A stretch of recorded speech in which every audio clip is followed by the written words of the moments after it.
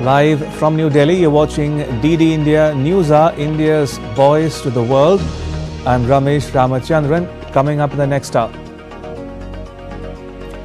Conflict in Syria escalates as rebels claim control of Aleppo and Idlib. Iran and Russia reiterate support for President Bashar al-Assad. The US, France, Germany and the UK urge de-escalation. US President-elect Donald Trump calls President Joe Biden's pardon of his son Hunter an abuse and miscarriage of justice. Taiwan's President Lai Ching-te's two-day trip to the US angers China. His stopover in Hawaii comes as part of a week-long visit to allies in the Pacific. A case study by Oxford University praises India's digital governance platform PRAGATI, led by Prime Minister Narendra Modi, for accelerating 340 infrastructure projects worth more than $205 billion. And India's External Affairs Minister S. Jaishankar says, as India's stakes in the world are more, the country needs more significant partnerships.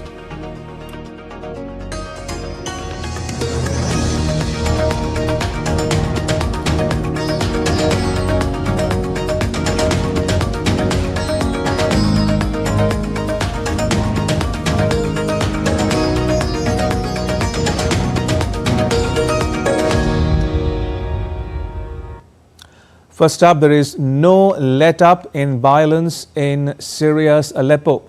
A Syrian Defense Ministry video showed the chief of the General Staff of the Syrian Armed Forces, General Abdul Karim Mahmoud Ibrahim, meeting his troops in northern Hama. The conflict has raised concerns globally. The Kremlin reiterated its support for Syria's president, while the US, France, Germany and the UK issued a joint statement on the situation in Syria, urging for de-escalation. Fuzail Ahmed has more.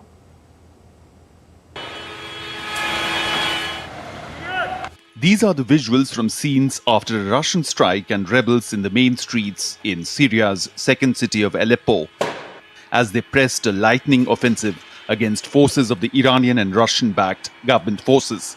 Kremlin spokesman Dmitry Peskov reiterated Russia's support for Syrian President Bashar al-Assad.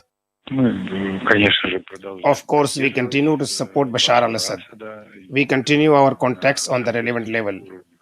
We analyze the situation. Russia's position will be formed in regard of what is needed for the stabilization of situation. Words of support for Syrian government also came from Iran. Iran's Foreign Minister Abbas Araghchi met with Syrian President Bashar al-Assad, who vowed on Sunday to crush insurgents who had swept into the city of Aleppo, while Russian and Syrian jets struck the rebel-held city of Idlib in northern Syria. Iranian Foreign Ministry spokesman said Iran plans to keep military advisors in Syria. The presence of the Islamic Republic of Iran's advisor in Syria is not a new thing. It has already existed.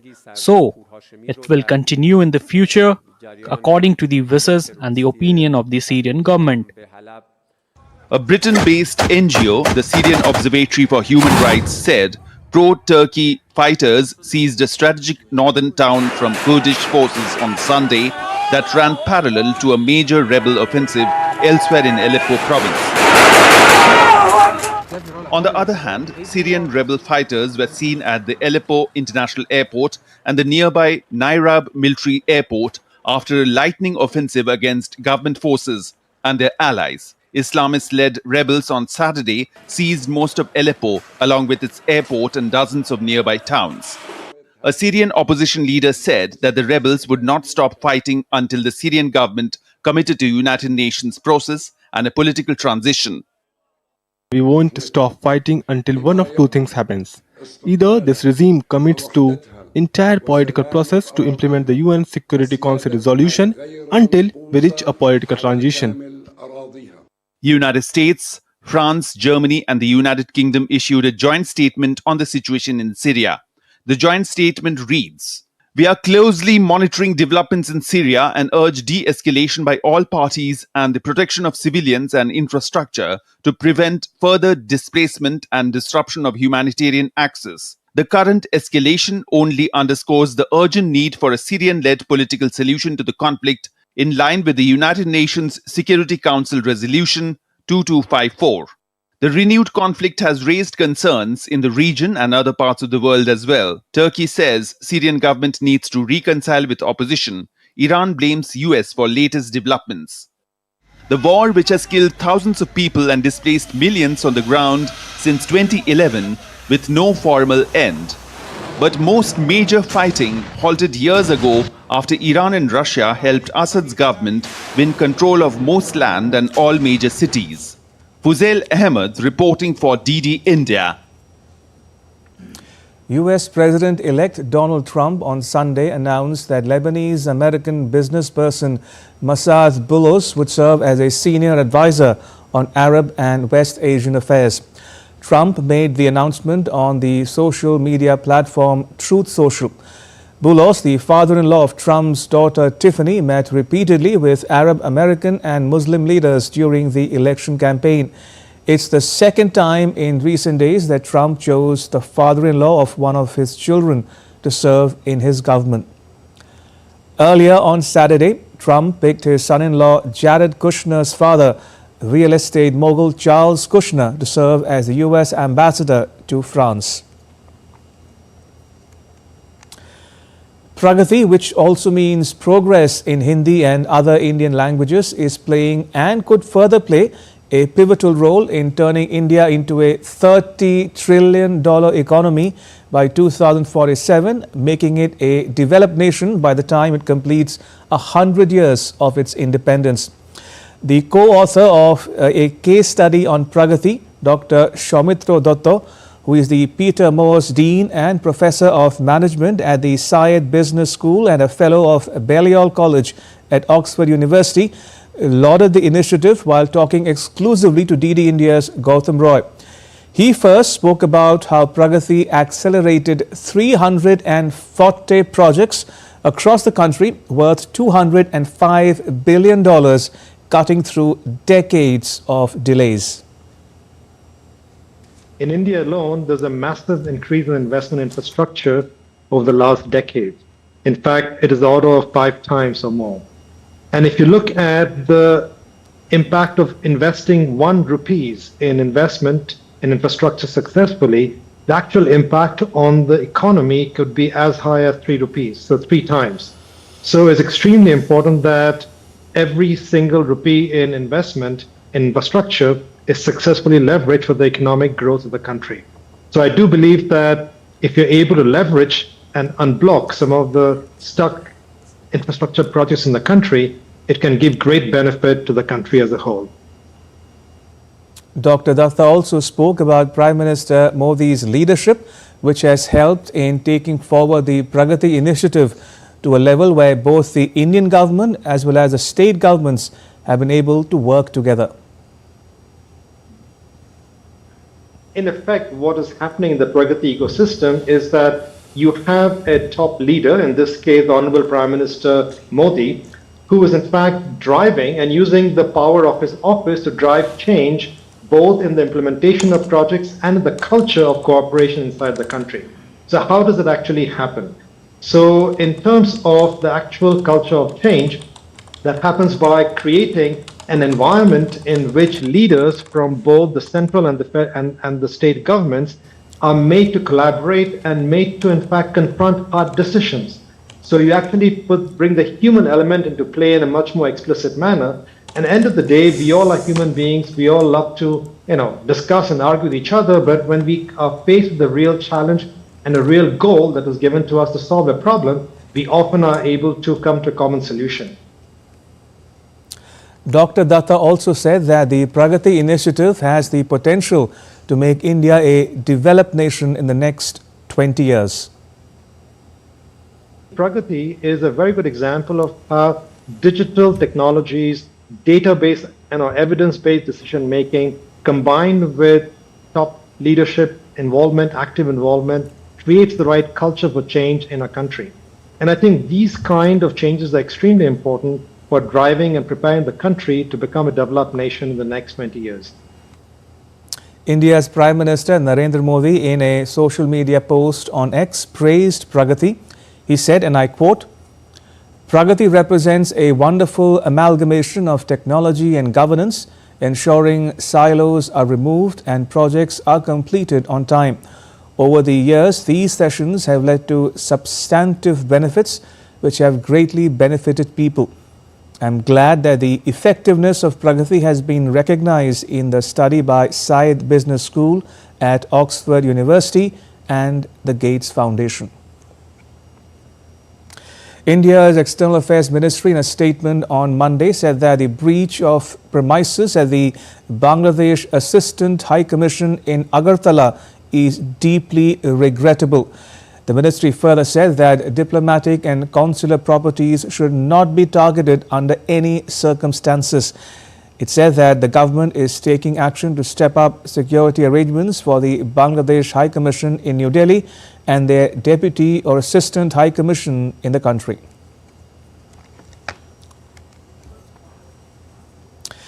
US President Joe Biden granted a pardon to his son Hunter just 2 weeks before his scheduled sentencing for gun and tax-related charges. The decision, which came despite Biden's earlier vow not to pardon his son, sparked a swift backlash, particularly from President-elect Donald Trump. Trump slammed the move as a miscarriage of justice and questioned whether it applied to individuals involved in the 6th January 2021 US riots. More in the next report. US President Joe Biden on Sunday pardoned his son Hunter just 2 weeks before his scheduled sentencing. The move drew swift reactions, including from US President-elect Donald Trump. Trump condemned the pardon as an abuse and miscarriage of justice. Trump also questioned on social media whether the pardon extended to the J6 detainees, referring to individuals imprisoned for their roles in the 6th of January Capitol riots. Hunter Biden was set to be sentenced on the 12th of December for gun-related charges in Delaware and the 16th of December for tax charges in California. The crime? Hunter had falsely claimed on his gun purchase form that he was not using illicit drugs at the time, which resulted in conviction. The conviction? He was convicted in Delaware on 3 felony counts related to his purchase of a firearm in 2018. The crime? The offences related to over $1.4 million in unpaid taxes from income he spent on lavish expenses, including escorts, drugs, and cars. The conviction? Hunter Biden pleaded guilty to 9 tax offences. Biden's announcement came on Sunday, even though earlier on the 13th of June, he had said he would not pardon his son. With regard to the question regarding the family, I'm extremely proud of my son Hunter. He has overcome an addiction. He's one of the brightest, most decent men I know, and I am satisfied that I'm not going to do anything. I said I abide by the jury decision, and I will do that, and I will not pardon him. Hunter Biden justified his father's actions. I have admitted and taken responsibility for my mistakes during the darkest days of my addiction. Mistakes that have been exploited to publicly humiliate and shame me and my family for political sport. This is not the first time a president has used his executive powers to commute the sentence of a family member. On his last day in office, former President Bill Clinton pardoned his half-brother Roger Clinton of old cocaine charges, while Donald Trump pardoned his son-in-law's father for tax evasion and other crimes. Bureau Report, DD India. All right, still to come on DD India News Hour. Countries negotiating a global treaty to curb plastic pollution fail to reach an agreement. Protests spread in Georgia as the country's prime minister blames foreign instructors for the unrest.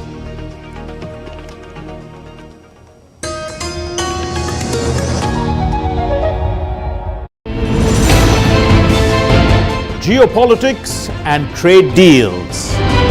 Economic challenges amid development. Hard work and the path to prosperity. It's the economy always. Between walkers, money is what money does and says.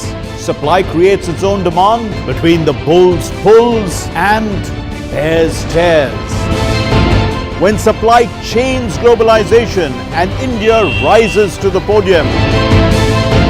We'll get you centered with the economic brief at 8 p.m. every Thursday on DD India.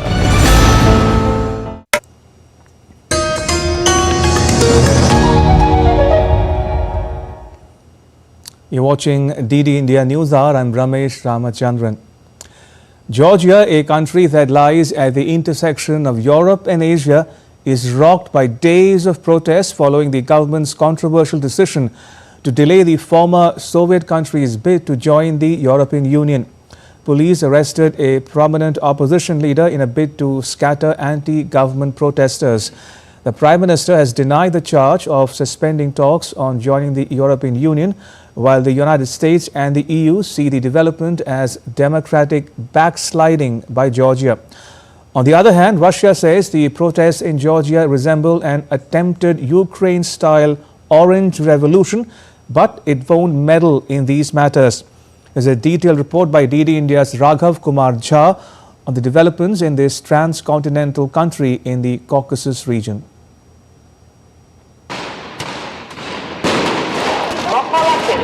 Protesters and police skirmished in Georgia's capital for a fourth straight night, dragging on to the early hours of Monday, with signs that opposition to the government's decision to suspend talks on joining the European Union was spreading across the country. Georgian police arrested a prominent opposition leader early on Monday after using water cannon and tear gas to scatter anti-government protesters who rallied outside parliament for the fourth straight night. The protests were sparked by the government's announcement last week that it was suspending talks on joining the European Union. People of Georgia is trying to protect their constitution, trying to protect their country and the state, and they are trying to tell our government that rule of law means everything and integration into the European Union is our future, and we don't want them to drag our country into Russia.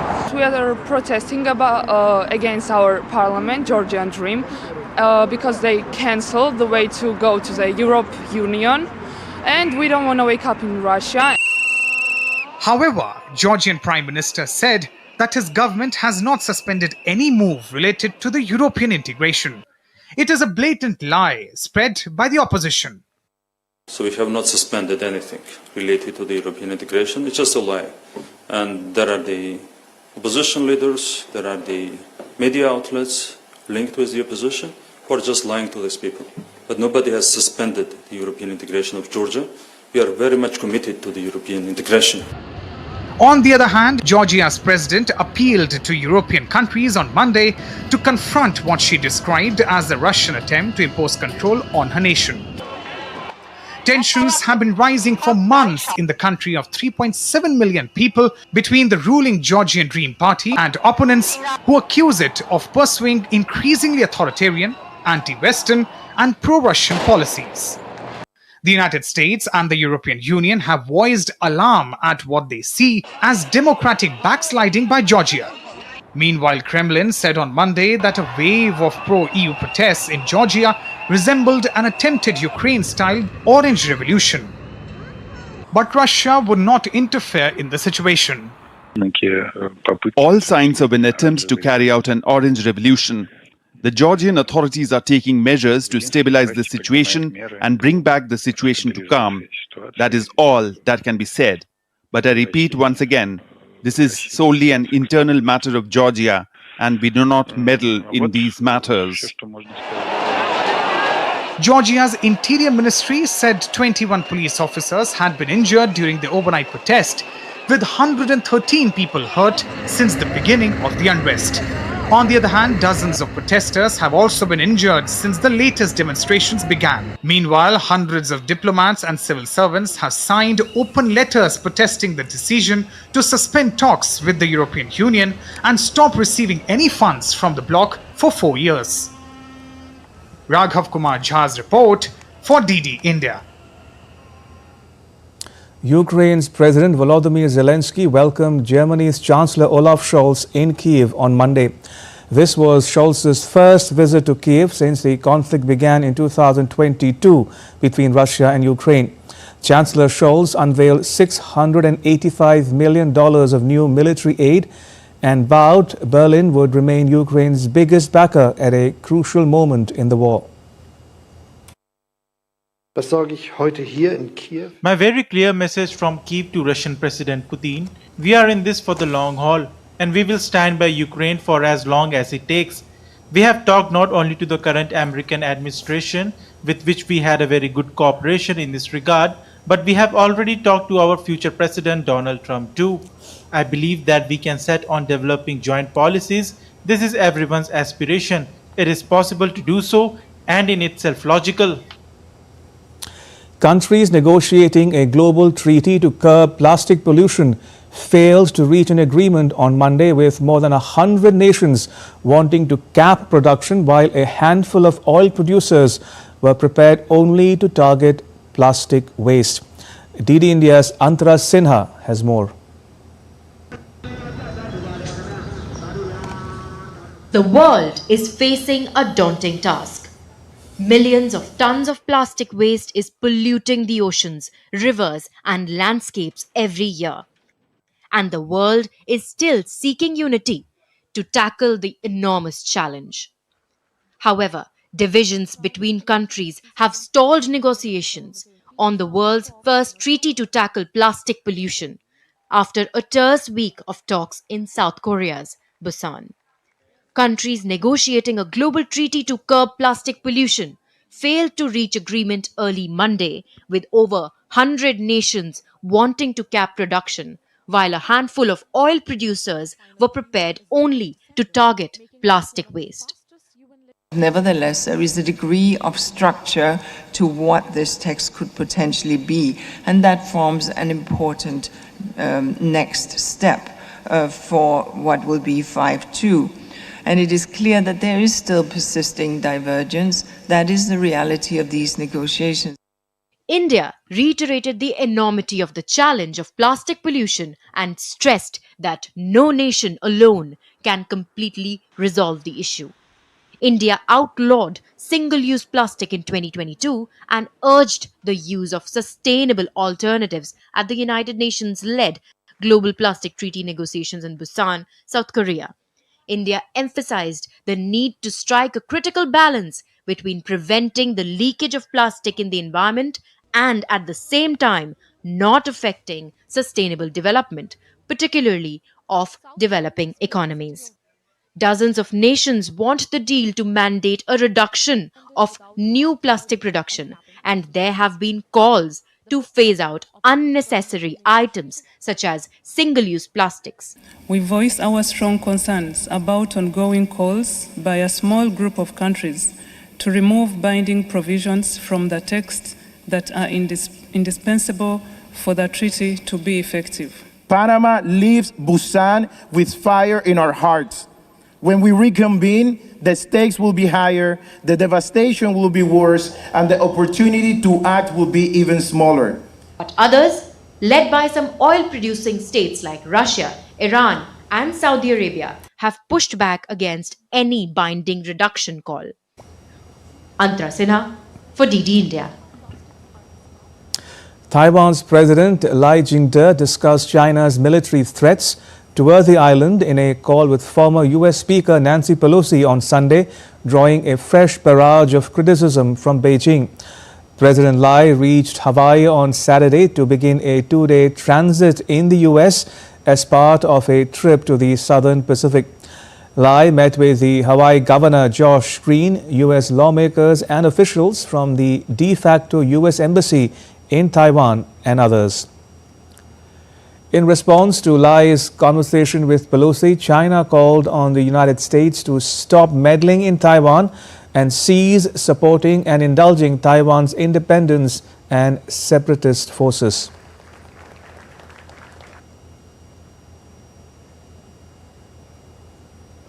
A controversial refereeing decision sparked violence and a stampede at a soccer match in Guinea, killing at least 56 people.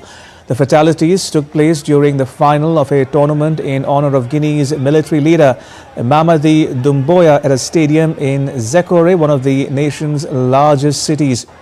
Some fans threw stones, triggering a panic and a stampede, a government statement said. It's promised an investigation. India's External Affairs Minister S. Jaishankar, while addressing the CII Partnership Summit in New Delhi, spoke about how India will deal with the second Trump presidency. He said that India's strategic convergences with the US have only grown deeper with time. What lies ahead would be in fashioning the terms of engagement that are perceived and recognized to be mutually beneficial. The advent of the second Trump administration, which Mr. Banerjee also referred to, is obviously a major consideration in business circles, and I'm not surprised you spent some time debating it. Obviously, the only safe prediction is one of a degree of unpredictability. Different countries have had their own experiences from the first administration and would presumably draw from that to approach the second. I can state with confidence that the strategic convergences with the United States for India have only grown deeper with time. They have created a larger environment in which more collaborative possibilities can be explored today. Naturally, between two major economies, there will always be some give and take. When we look at economic or technology domains, the case for trusted and reliable partnerships have actually increased in recent years. So a lot of what lies ahead would be in fashioning terms of engagement that are perceived and recognized to be mutually beneficial. And in that regard, the more that India can bring to the table, the stronger will be our appeal. The minister spoke about more partnerships for an economy such as India that has risen to the 5th position globally and advancing further. Even otherwise, an economy like India that has risen to the 5th position globally and advancing further needs more significant partnerships. Our stakes in the world are more, the responsibilities are greater, and indeed, the expectations too are higher. And Minister Jaishankar called for more partnerships at a time when the Ukraine conflict has created ripples as reflected in the food, fuel and fertilizer insecurities. He added that the global south is also feeling the brunt of inflation, debt, currency shortages and trade volatility.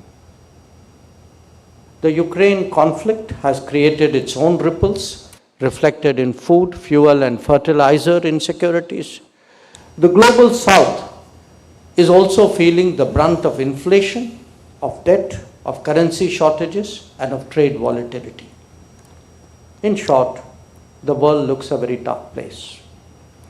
And tough situations call for more friends and more partners. And still to come on DD India News Hour. An expert take on the conflict in Syria and its implications for the region and the world at large. India's Prime Minister Narendra Modi attends a special screening of the film The Sabarmati Report. And consensus reached for smooth functioning of India's parliament from Tuesday.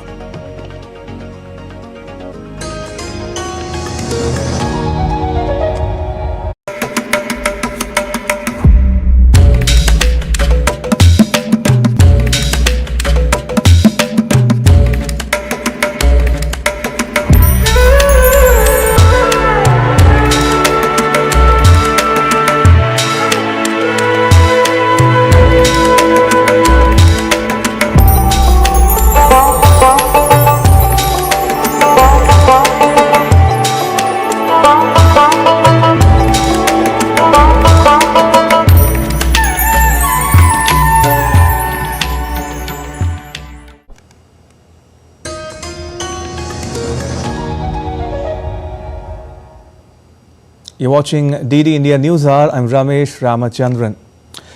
Right, going back to the top story, there's no let-up in violence in Syria. Aleppo has fallen to the rebels. In fact, the Syrian government has lost control of the city for the very first time since the civil war began in 2011. The conflict has raised concerns globally. Joining us is Mr. Sanjay Bhattacharya. He is a former Indian ambassador to Switzerland, Turkey and Egypt. Ambassador, welcome to DD India News Hour. First off the mark, Ambassador, what do you make of the timing of this so-called lightning offensive by the rebels? Now, it couldn't have happened overnight. It would have taken some amount of time and planning, isn't it? But few saw it coming, especially after the latest Israel-Hezbollah ceasefire and how much of the world was consumed by the conflict between Israel and Hamas before that. Well, certainly. Firstly, thank you for having me on the show. Welcome. The timing of the attack on Aleppo was certainly a bit of a surprise, though understandably, as you also mentioned, the planning has been going on for months, and it has actually included various elements other than the HTS, or the Hayat Tahrir al-Shams. The timing, I think, comes from three factors. There has been a growing discontent in the region, and rebel groups which are in the neighborhood in Idlib and further to the northeast have always been looking for an opportunity. The second factor that has happened is that the continuing war in Ukraine and the war in the Middle East, in West Asia, has weakened both the capacities of Russia and Iran, two of the very strong players who have had a role in this particular region. And so, and also at the same time, I would suspect that the Turks, who are supporters of the HTS, would have given them a go-ahead to launch this particular strike. And the third factor, which I think is also significant, is that they wanted to do this before the Trump administration comes in.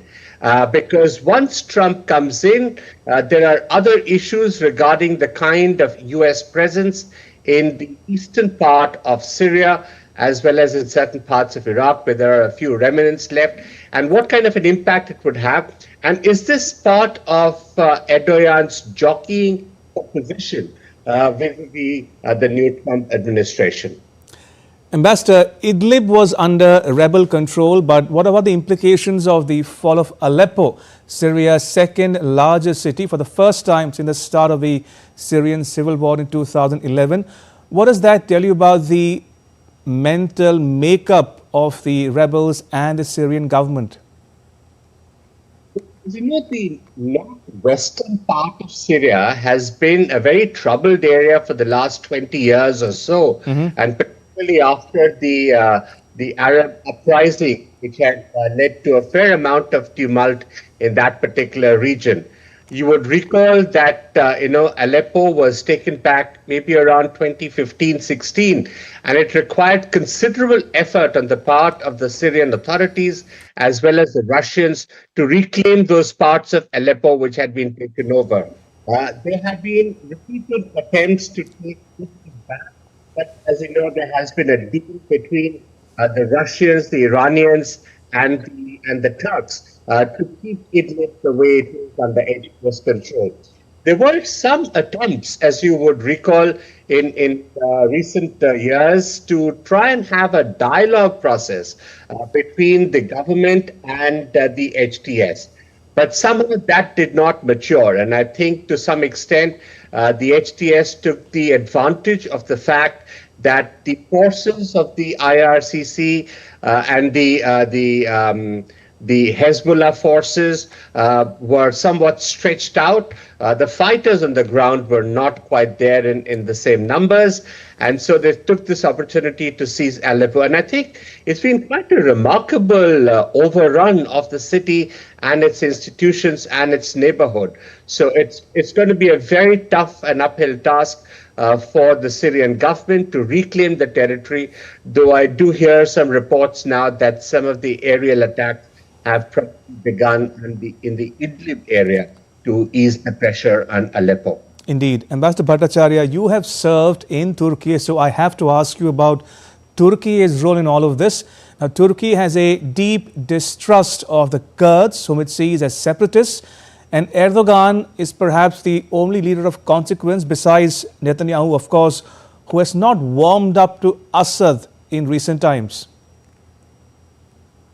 The relationship between Erdogan and the Kurds has been one of deep animosity, and the PKK is still classified as a terrorist group, and actions are constantly waged. In fact, if you look at the border that Turkey has with Syria, particularly towards the southeastern flank of Turkey, which is, the eastern side of Syria, they have established a DMZ kind of an area where there is the control of Turkish forces as well as Turkish-supported militia, including the ones that were engaged currently. They have a deep distrust of the SDF, which is primarily dominant in the eastern part, which they think works with the Americans. But I think Erdogan also sees the possibility of having a deal with Trump when he comes regarding the SDF and the role that Turkey can have to expand that particular DMZ. So I think currently the Turkish attempt would be to see if they can expand the DMZ by another 10 odd kilometers. That would give them much greater buffer in their fight against the Kurds. And at the same time, it would also have a certain effect on the huge mobility movements, because that area being so disturbed, there are huge migration movements that take place, and many of them take refuge in Turkey. And Erdogan had been saying for a long time that there should be settlements set up in Syria itself, where they could be resettled. Ambassador Bashar al-Assad speaks to President Pezeshkian of Iran. He meets Iran's Foreign Minister Syed Abbas Araghchi in Damascus. He also speaks with the leaders of the UAE and Iraq. Now, will his interlocutors stand by him this time? Well, I think from the Arab world, we do see that there is a certain rapprochement that has happened between them and Syria. So as you know, Syria was a little out of the loop for a period of time, but that rapprochement has happened. Even before the visit of the Iranian foreign minister to Damascus, he had received support from President Mohammed bin Zayed of the United Arab Emirates, and the King of Jordan had expressed the support. You see, what has happened is that yes, in a sense, is part of a terrorist organization owing its roots to the Al-Qaeda. And some of the elements that have joined in the particular strikes in Aleppo this time are also linked to ISIL or the IS in the Levant. So the kind of terrorist influence that could come over in this particular region is of serious consequences. And established states are obviously rather wary of the resurgence of terrorist factions much closer to their border. And if the second largest city of Syria falls to them, that has very serious purport. I have just about enough time to ask you one last question, Ambassador.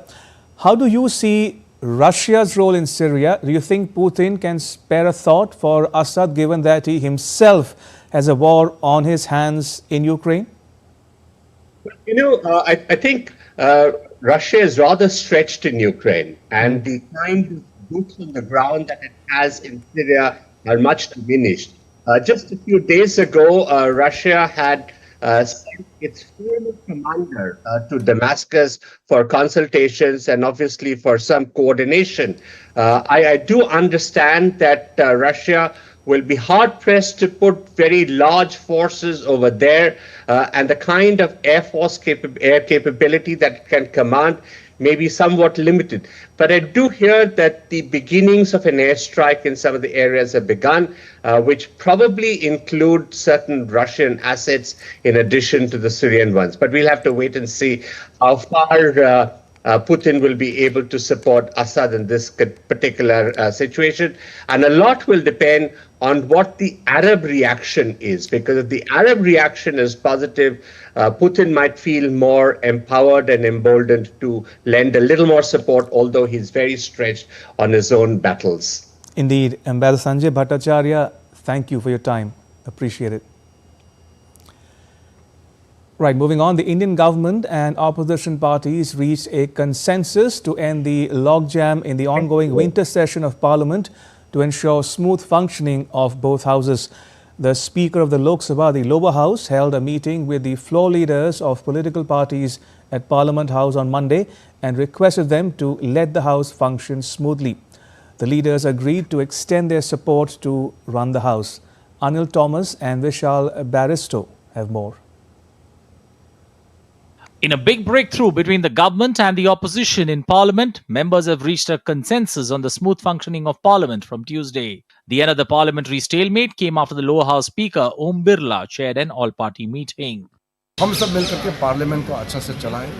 देश सुनना चाहता है, देखना चाहता है कि हमारा सांसद कैसे काम करते हैं। इसलिए कल से सुचारू रूप से पार्लियामेंट चलेगा, ऐसा एग्री हुआ है और ऐसा ही चलेगा, मुझे पूरा उम्मीद है। और सबसे अपील है कि हम जो रिमेनिंग हमारा शीतकालीन सत्र का जो समय हमारे पास है, हम अच्छी तरह से उपयोग। और जो बिजनेस एडवाइजरी कमेटी में संविधान पे चर्चा होने का प्रस्ताव था, उसको सरकार ने मंजूरी दिया है। हम लोग 13 और 14 फ्राइडे सैटरडे को संविधान पे चर्चा होगी। लोकसभा में पहले हम लोग चर्चा करेंगे, उसके बाद 16 और 17 को राज्यसभा में संविधान पर चर्चा होगा। The leaders who were present in the meeting also assured their support for the smooth conduct of both houses of Parliament. The Speaker again appealed to the opposition MPs and leaders to allow Parliament to run smoothly. पहले दिन से हम कह रहे हैं, जो आज भी हमने कहा, विपक्ष चाहता है कि संविधान के 75वीं जयंती पर 2 दिन की चर्चा लोकसभा में भी हो, राज्यसभा में भी हो। हम सरकार के औपचारिक बुलेटिन का इंतजार कर रहे हैं। उन्होंने हमें अनौपचारिक रूप से आज बताया कि जल्द ही ये घोषित होगा, तारीख घोषित होगा, और जैसे ही तारीख घोषित होता है हम आगे बढ़ सकते हैं। Earlier in the morning, both houses saw no transaction of business for the 6th consecutive day. As soon as the house assembled, opposition created uproar on various issues. Amid the pandemonium, Union Minister for Shipping and Waterways Sarbanand Sonowal introduced the Coastal Shipping Amendment Bill. However, as the ruckus continues, both houses were adjourned for the day amidst noisy scenes. With Anil Thomas, Vishal Barusto's report for DD India. Days after penning a note of appreciation for the film Sabarmati Report, India's Prime Minister Narendra Modi on Monday attended its special screening in New Delhi. The screening took place in the auditorium within the Parliament House complex. Lok Sabha Speaker Om Birla also attended the screening. The cast and crew of the movie were quite happy, sharing their joy at having watched their film with India's Prime Minister. Take a listen. आज माननीय प्रधानमंत्री जी के साथ, तमाम cabinet ministers के साथ, रक्षा मंत्री भी थे, गृह मंत्री जी भी थे, सब थे, उन सब के साथ ये फिल्म देखने का एक अलग ही अनुभव था। शब्दों में शायद बयान नहीं कर पाऊंगा, क्योंकि अभी भी एक अलग ही नर्वसनेस है, खुशी है एक्चुअली कि इन सब के साथ बैठ के फिल्म देखने का मौका मिला। मुझे बहुत खुशी हुई जब फिल्म साइन करी थी, तो बिल्कुल ये एक्सपेक्ट नहीं किया था कि हमारे प्रधानमंत्री जी इस फिल्म को इतना सपोर्ट करेंगे। पहले उन्होंने थ्रू ट्वीट सपोर्ट किया, और आज उन्होंने अपने इतने मुश्किल स्केड्यूल से टाइम निकाल के हमारी फिल्म देखी, और उन्होंने हमें ये भी बताया कि ये पहली फिल्म है जो उन्होंने देखी है प्रधानमंत्री बनने के बाद। तो I think as Vikrant said, this is a high point in my career as well. ये जो आज पल है, ये अविश्वसनीय, अकल्पनीय है। फिल्म बनाते हुए सच्ची नीयत से बनाई थी, मगर ये नहीं सोचा था कि प्रधानमंत्री जी के साथ बैठ के ये फिल्म देखी जाएगी और उनके द्वारा सराही जाएगी। मतलब ये बहुत ही हमारे लिए, बहुत ही पूरी टीम के लिए बहुत ही कमाल की बात है। ये पहली बार है कि मेरी बेटी, मेरी कंपनी की वजह से, मेरी बेटी की वजह से आज मैं एक पिक्चर ऑनरेबल प्राइम मिनिस्टर के साथ बैठ के देख रहा हूँ। तो उन्होंने कहा मैं भी पहली बार प्राइम मिनिस्टर बनने के बाद पहली पिक्चर देख रहा हूँ। That's a good thing. Prime Minister Narendra Modi is set to visit Chandigarh on 3rd December to assess the progress and impact of the newly implemented criminal laws, positioning the city as a pioneer in India's criminal justice reform. Home Minister Amit Shah will accompany him to the event at the Punjab Engineering College. DD India's Abhishek Mahajan reports. Chandigarh is all set to host Prime Minister Narendra Modi and Home Minister Amit Shah on Tuesday. During the visit, the Prime Minister will review the progress of 3 newly introduced criminal laws aimed at overhauling India's criminal justice system. To accommodate the expected crowd, meticulous arrangements for security, seating and logistics have been made. Prime Minister is coming on the 3rd of December to dedicate the implementation of 3 new criminal laws to the nation. Chandigarh being the first to start the preparations of implementation since last year in December 2023.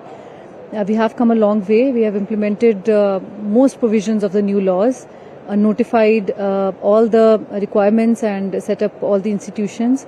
We had to train our officers, procure manpower, equipments and infrastructure for implementation of the laws. An exhibition about the 3 new laws and their use shall also be displayed at the venue for the Prime Minister. Chandigarh Police will give a detailed presentation on integration and functioning of various applications under the new criminal laws. The police will also showcase the working of e-Saksha, Nyay Shruti and e-Summons applications. Many of the digital initiatives were taken and now we are all set, and we have today here we are set up a big display of a play act which will showcase the implementation of the 3 laws through audiovisual means and play act. It also highlights the main provisions of the laws which are beneficial for the people, for the victims, for informants, and they will be showing it through a digital display as we can see here. The Prime Minister's visit is expected to offer further insights into how the laws are reshaping the criminal justice process in the country. So the government has selected Chandigarh to host Prime Minister Narendra Modi's event on full implementation of 3 new criminal laws, and Chandigarh first among the states and the union territories to fully compliant with the 3 new laws. With cameraman Lalit, this is Abhishek Mahajan in Chandigarh for DD India. And still to come on DD India News Hour. India's Environment Minister Bhupender Yadav inaugurates the India Pavilion with the theme of Ek Ped Maa Ke Naam at the COP16 venue in Riyadh, Saudi Arabia.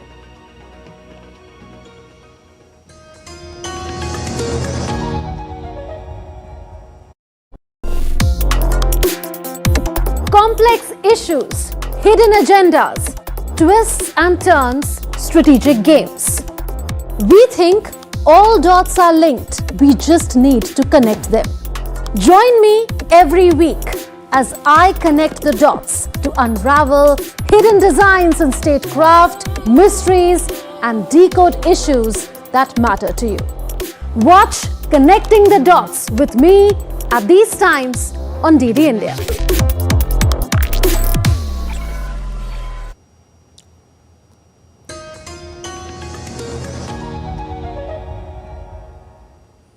You're watching DD India News Hour. I'm Ramesh Ramachandran.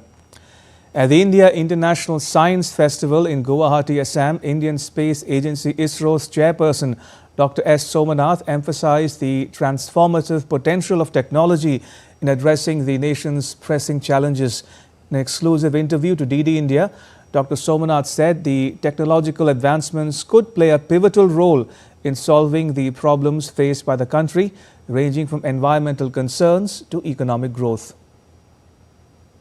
The problems that we are facing in this country are to be converted into an opportunity. So it's a huge country where a huge amount of problems are still there, and there is a technology available in many corners and pockets. How to bring it, connect to the people, and then create a value out of it, and create a industrial base, businesses out of it finally. So that will add to the economic growth. So this is a primary focus of it. So research shall not be done in some closed down rooms or anything. We need to connect to the use and public. So this is one part of it. Second goal of IASF is to bring in students and young people primarily to know about the work that is being happening here, and then make them aware of it and look at the great potential of it, of this, and then inspire them to take up similar tasks in the future. Dr. Somanath also spoke about the collaborations currently underway with various countries.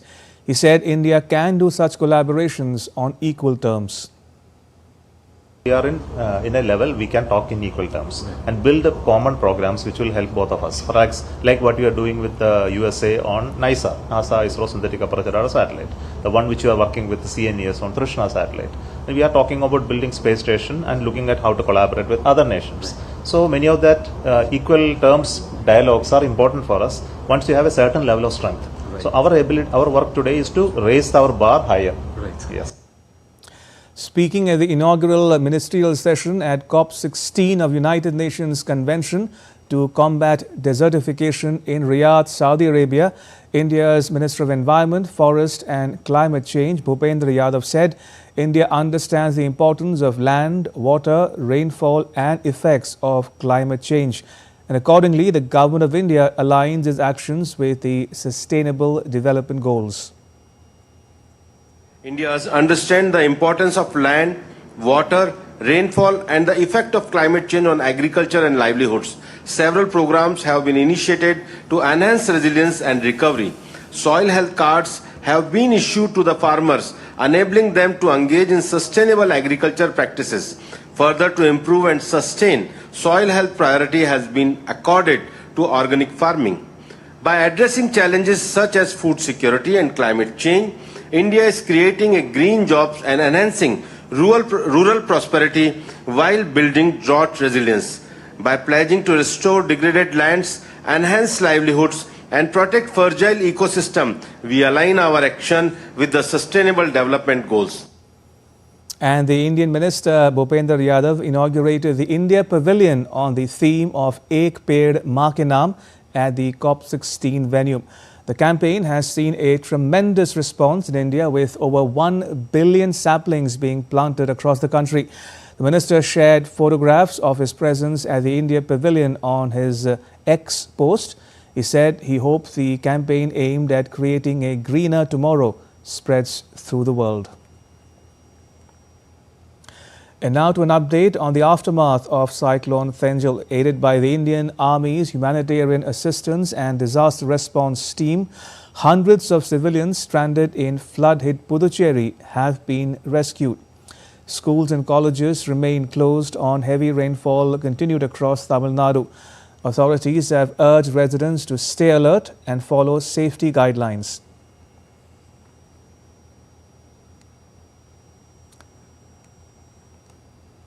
To business news now. Is Germany's most popular car maker in more trouble? Following the announcement in recent weeks that management may shut plants or cut jobs, the workers are staging protests and walkouts in big numbers.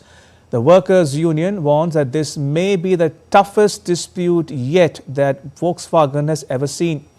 For more on this, we are joined by DW's Vardha Imran from Berlin. Vardha, tell us about what the unions and workers are demanding. Thanks for having me. Thousands of workers are slated to strike today in a wage dispute that has escalated ever since Volkswagen announced layoff plans and plans to close some of its plants and factories here in Germany.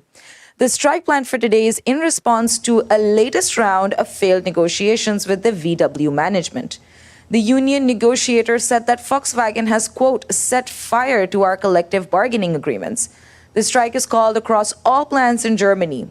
Now, Volkswagen workers are part of this union called IG Metall, which is the strongest union in all of Germany and represents more than 300,000 workers across different industries. Now, there was a labor truce in place until this weekend between Volkswagen management and the workers. And when negotiations still failed to bear any fruit, the protests were announced. Now, what do they want? Well, they want their 120,000 strong workforce to be protected and to avoid wage cuts as much as they can. And Vardha, what does this mean for the German economy just 2 months before an election takes place? Well, the crisis at this German industrial titan is eerily close to the election slated for the last Sunday of February next year. And basically, there's just talk of cutting costs everywhere you look, be it the government looking to fill holes in its budget, or it's the companies that are complaining of high costs, or it's the factories that are under threat and could be shut again because of cost cutting. So all these changes in this time particularly will have a decisive impact on the elections. The state of Lower Saxony, which owns a huge stake in the company Volkswagen, has said they're confident a solution will come through before Christmas. Now, it's possible that this atmosphere of defiance and demonstration could be carried on to the next year, which would have an impact on voting patterns. Political parties here have already started aligning amongst themselves and campaigning. The pressure is on. Varda, thank you. Varda Imran reporting there from Berlin. Right, and before we close, India's public broadcaster Prasar Bharati has launched an OTT platform called Waves. It provides a complete infotainment ecosystem to digital media and OTT audiences. If you want great content for free, then please download Waves now. That's all for this edition of DD India News Hour, but let us know your thoughts on the news of the day.